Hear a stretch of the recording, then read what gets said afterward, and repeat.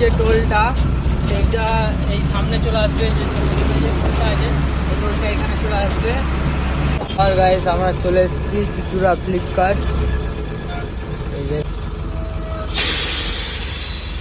চালানটা নিয়ে চলে যায়।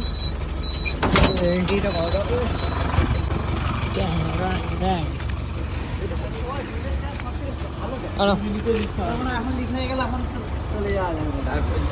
चालान एंट्री हो गया है, कार्ड मिल गया है 139 कार्ड नंबर दिए से मैं एंटर करी